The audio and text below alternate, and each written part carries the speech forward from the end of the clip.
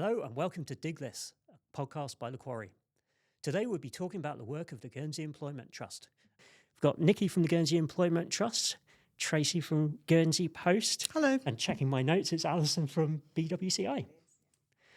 Nikki, just to open up, could you just tell us a bit more about the Guernsey Employment Trust and what you do? Yeah, so we are a charity, but we're also a commission service of the States of Guernsey. And this is our 12th year of operation. But simply, we support disabled, disadvantaged people who are neurodiverse, people with mental health conditions, to prepare for work, to find work, and then to maintain work. And we do that by really connecting with people, getting to know them, matching them to jobs that suit their talent, and then supporting both them and the employer while they learn the role, settle in, and then become independent in the workplace. We're talking today on the back of some fresh statistics that you've gathered about your work. And you just open up with a little bit about what that's telling us. Yeah, so actually, we've just finished crunching the numbers for last year. And last year was our busiest and most successful year to date. So from a busyness point of view, we saw that the demand for our service is really high, the highest it's ever been. So we received 187 referrals. And to put that into perspective, like last year and the year before were the busiest, but we saw a 25% increase this year. So for me, that's telling me that for disabled islanders, they are still facing significant barriers into employment, and it's still a struggle for them. But it's also showing me that actually over these 12 years, the word about Guernsey Employment Trust has got out more people are aware of us, but also there's that trust in us as a service that we can then support them into employment. So the demand has been really high. And as a result, our caseload numbers are the highest they've ever been. We've got an active caseload of 288 clients at the moment. And we're doing whatever we can to meet that demand. And do your stats also tell you a bit more about the success of the work and how that's going? Yeah, so so last year, obviously what we're all about is getting people into work. And last year, we saw the highest number of paid employment outcomes. So we supported 107 placements. And actually, we hit a milestone figure because we hit 850 job outcomes since we started back in 2015. But a few years ago, I was looking at the stats, the way we measured our success, and I was looking at with the States of Guernsey, and I felt that there was a missing puzzle piece there because while our success was measured on paid employment outcomes, which is clearly really important, what it wasn't telling us was is that impact long term? Are people staying in work or quietly falling away once they've been placed? And I was fairly confident that actually it was long term because the team provide a lot of support to the individual and the workplace to make sure it works well. But we were able to create a measure to really determine that. And I'm really proud because our job retention figure is 77%. So to me, that's showing that we are getting it right. We're getting to know people. We're making those good job matches and we are supporting both well for it to be a long-term success. And another side of your work, recently you relaunched your disability charter as well. Let's talk about that a little bit. Yeah, so, firstly, our first charter. So let me just, because not everybody will know what, or perhaps have heard of the charter. So we created the Employers' Disability Charter back in 2017. At a time where, as an organisation, we were fairly new, not many people had heard about us, and we hadn't really developed those connections yet with employers. So for us, it was a really good opportunity to get out there, engage with the business community, really understand what their needs were, but also to provide them with something that they could be doing to improve their workplace practices. So effectively, we created this framework of 9 commitments that employers could sign up to. But in the first edition, it was all about starting employers on a journey, something they could aspire to and work towards in the absence of any discrimination legislation. So we had really good uptake. So we had 70 organisations sign up to the first charter. But then a couple of years ago, the discrimination ordinance came out and we knew we had to review the charter. Because, for example, one of the commitments was in the first one was we will consider reasonable adjustments, but you can't say that anymore when there is a law, and actually if it's reasonable, you provide it. So we sat down to review the charter, but we didn't want to do that in isolation. We wanted to collaborate with some of our really good employers that had signed up to the first one. So we invited all the organisations that had signed up to the first one to be part of that. And they really helped us think through, does this charter still have a purpose now that there's a law? And it was very much felt like there is that purpose. This is about getting organisations focused on their people and providing their people with what they need to thrive in the workplace. We obviously ensured that it was compliant with the new law. But I think the main difference has been the tone has changed. So the first one was all about starting on a journey and aspiring to something, whereas organisations that sign up now, it's signing up to uphold the commitments of the charter. We are doing this. We are going to do this. This is important. Also, we included some terminology in there that back in 2017 wasn't used regularly, like neurodiversity, neurodivergence. A lot of clients that we support at GET are disabled, but not everybody's happy with that label or that term, but would say that they are neurodivergent. So we wanted to include that now commonplace terminology in there so that it was then applicable to more people. We've got two companies in today that you've been working with. Alison, just turning to you first, why have you got involved with the work of GET? Well, Nikki and I have had a relationship going back many years, I think probably back to Interwork services before it was Guernsey Employment Trust. So it was, I don't know why, but it was a service that I've always been aware of. And in my role in HR with BWCI, it just seemed like the right thing to do at the time to be able to offer employment opportunities to those members of the community who were perfectly capable of working, but for some reason or another weren't getting the same opportunities as other people were. And so it was a natural progression, really, to just, I think we probably started off offering unpaid work experience placements so that people could get that experience in an office. And then that gradually moved on to being able to give paid work experience opportunities and then proper paid employment. And, when Nikki was talking just before about the outcome measures around people who are retained in employment, I was reflecting on a couple of people, at least probably maybe even hitting as many as 5, who I know we've taken on in a part-time capacity on a temporary basis to give them an opportunity to get into work. And they're still working for us on a full-time permanent basis without any ongoing support from Guernsey Employment Trust. And it makes me quite proud to think that we've been able to give people that opportunity to contribute to society in the way that they would like to do. I mean, it's important, isn't it, to dive beyond those statistics that you're talking about before, but actually seeing it working on the ground where you are. And the same with Guernsey Post. When did you first get involved and why? So we've been involved from the start back in 2017.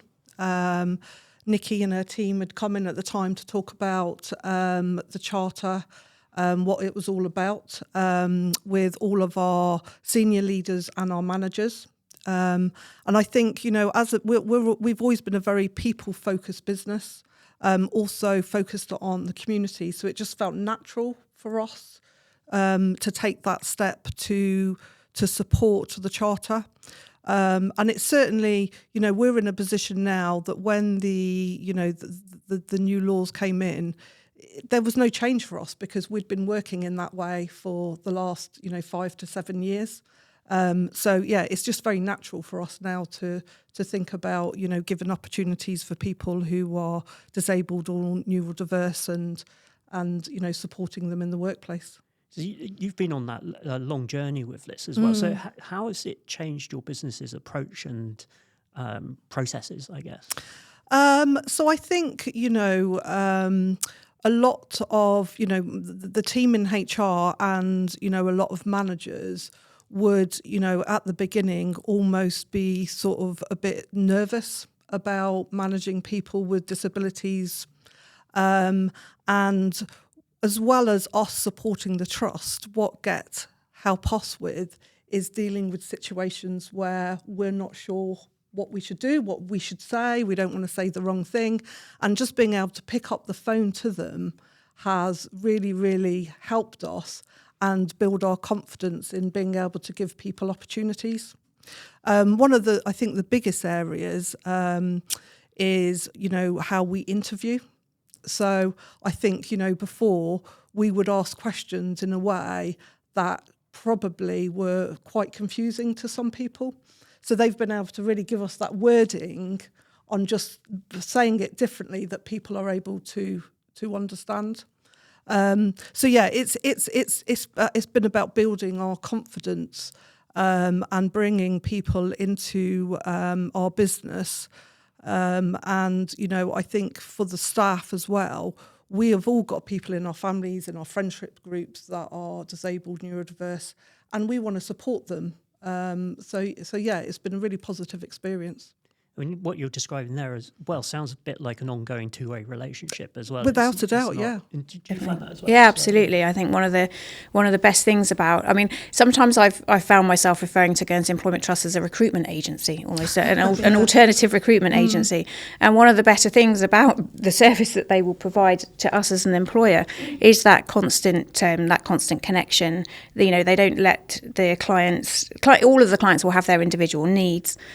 Service users, clients, I can't remember what you call them. Clients, yeah. So all of the clients will have their individual needs, but Guernsey Employment just won't just place them with you and then walk away. If ever there's a problem that you need any kind of clarification on, or you just want a little bit of support with one of the employment support officers is always on the end of the phone, and quite often they're actually in the business, particularly when in the early days, they used to come in. Sometimes they'll sit with a new employee for the first few weeks of their employment. Other times they'll have regular meetings on premises. So they're always accessible, and that I think is priceless. Is that the right word? Yeah. I think for us, I think that is what makes us very different from other agencies. It's that it's two things.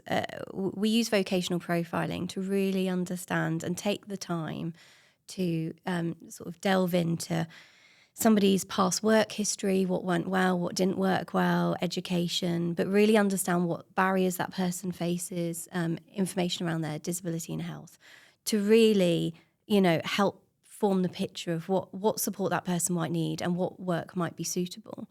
But then it's the on-the-job support as well. So like Alison said, for some people, the support can be very light touch, it can be almost invisible.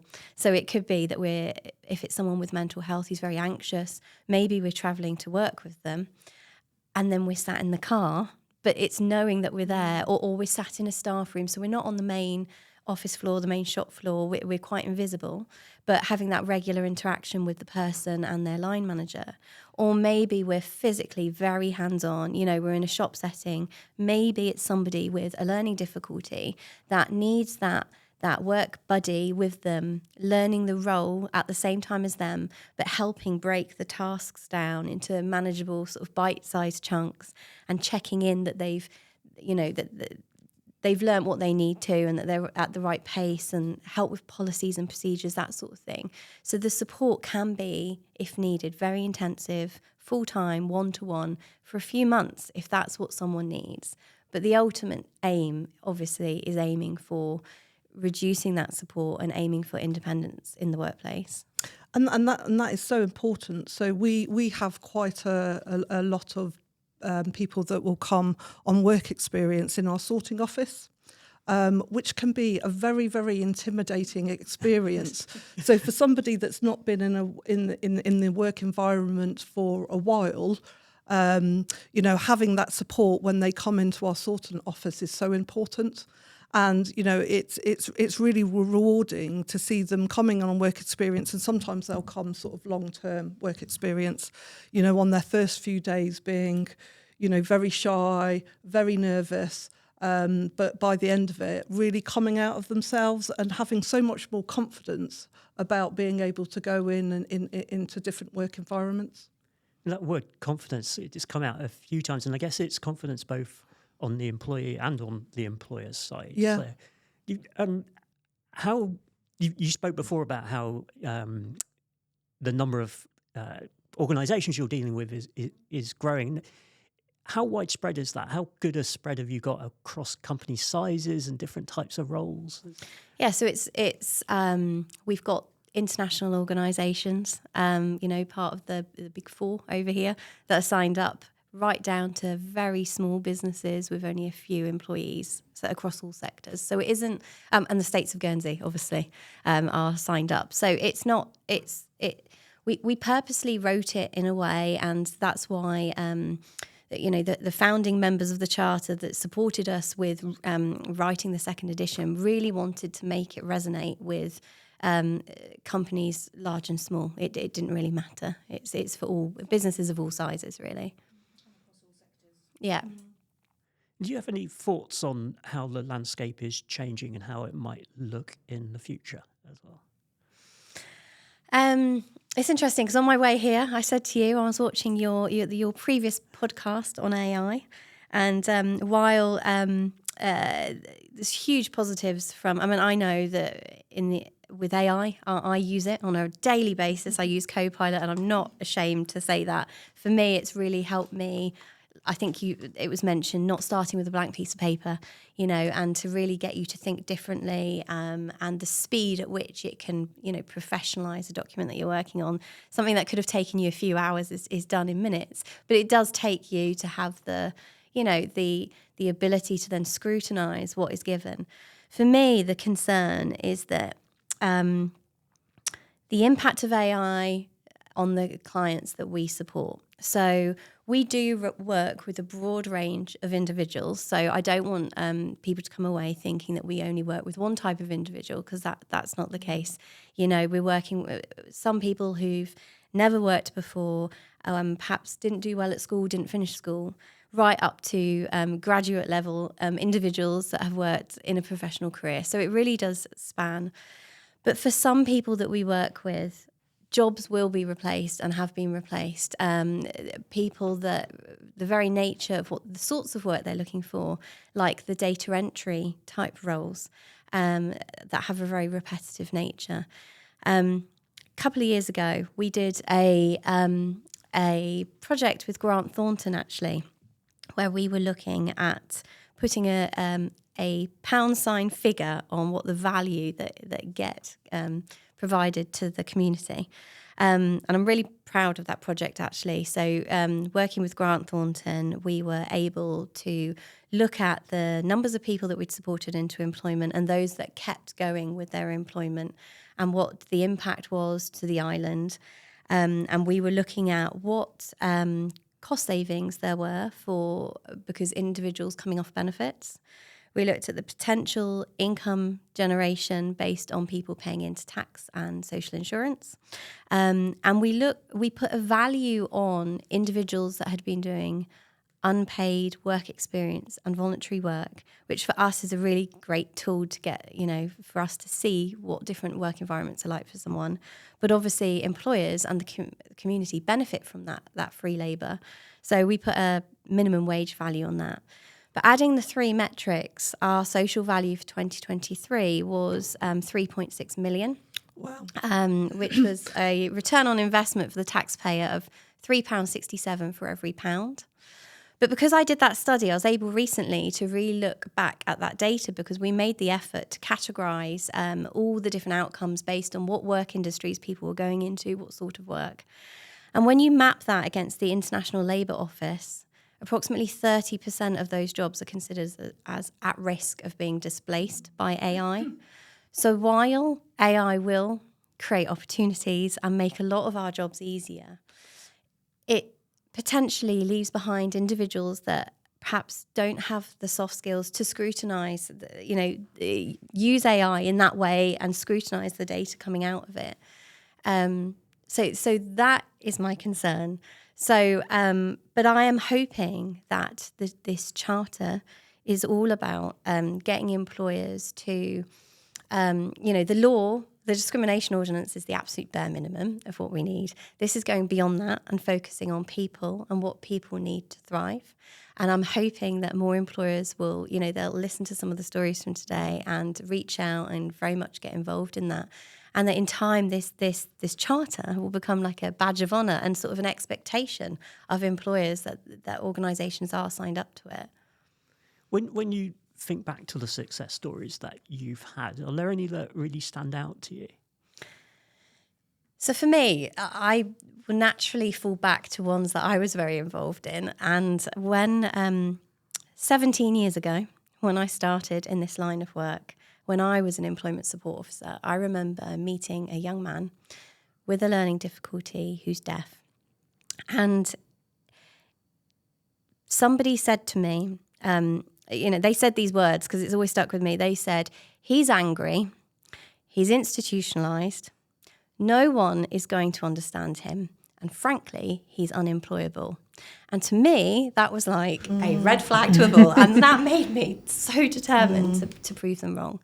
And they were wrong. And I'm really pleased to say that, he went on a journey with us. He had never worked, so he tried different work experience placements and some temporary roles. But he has been in his place of work part-time for 12 years now. Wow. We're still in, thank you. We're still in contact with him. So we support him every month with his payslip and just check in with how he's doing. But he is really good at his job. He's got fantastic colleagues. He's got a really supportive employer, and he's independent in work.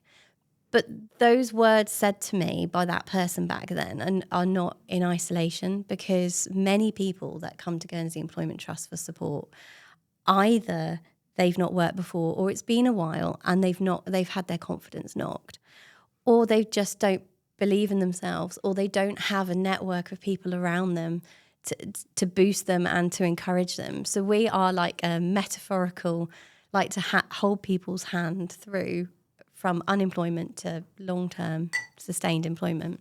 And I think you've probably had quite a few people also who have had a negative experience in employment. So it's not just been that they've been unable to access employment, but when they have accessed employment, they've had a negative experience within that because of their disability, or because their approach to work is different to other people's, or adjustments have had to be made for them.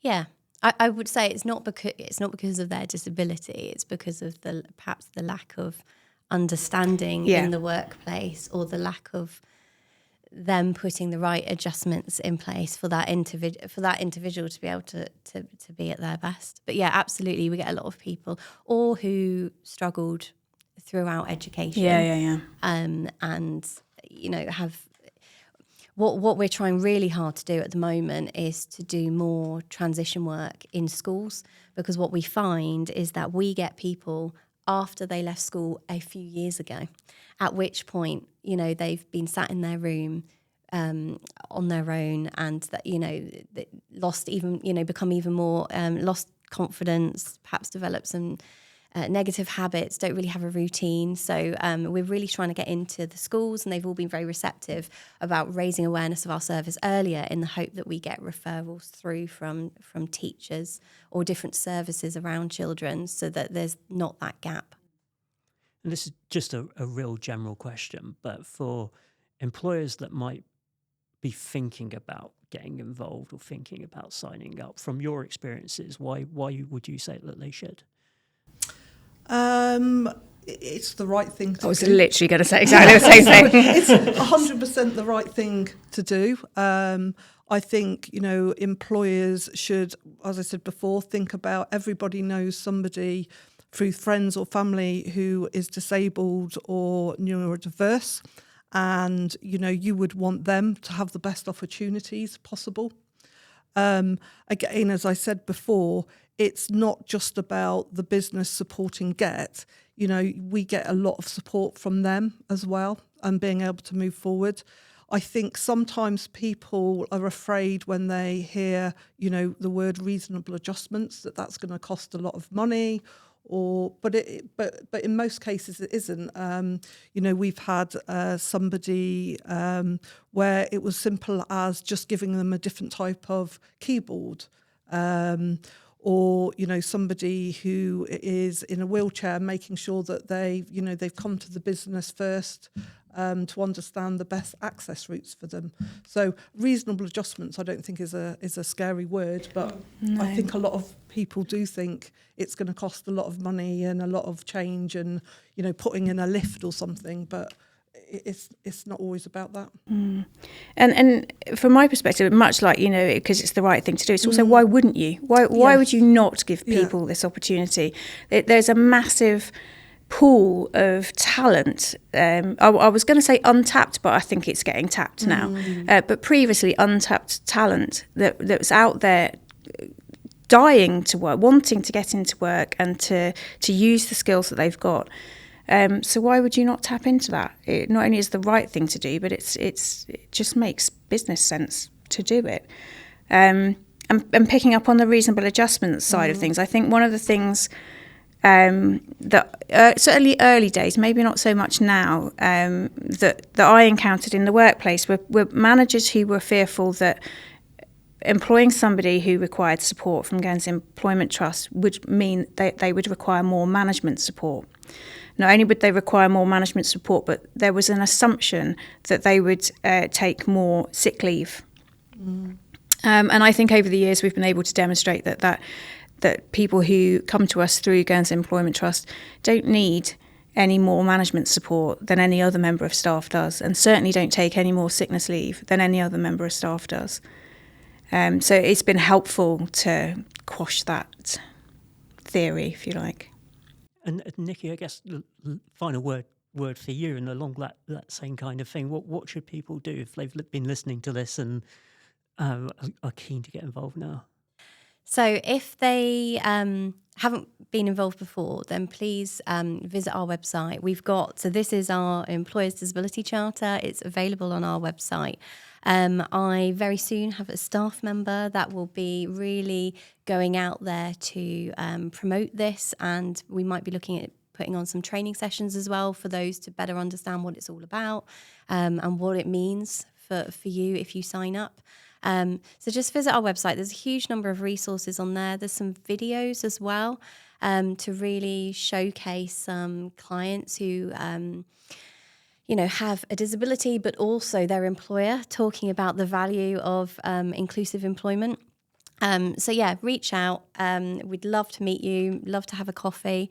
You can see on our website as well the list of organisations that have signed up. And I remember in the early days, actually, of the first charter, I had an employer who liked the idea but wasn't sure what it would look like in practice. So I just connected them to Alison. And actually, if you see an employer on there who's signed up, maybe reach out to them and just say, you've signed up, what did it involve? That peer-to-peer support is really helpful too. That's brilliant. Thank you all for your time. It's been great to hear more about the organisation and the good work that it's been doing and the evidence-based work it's been doing as well. Thank you all. Thank you. Thank you for tuning into this podcast. If you've got all this way, I'm really hoping that you've enjoyed our work. There's a few things you can do, though, to support us. Follow, like, subscribe, share, whatever you can do to help spread the word of the Quarry. The other thing you can do is head on over to our website, where you can become a member and really support independent local news.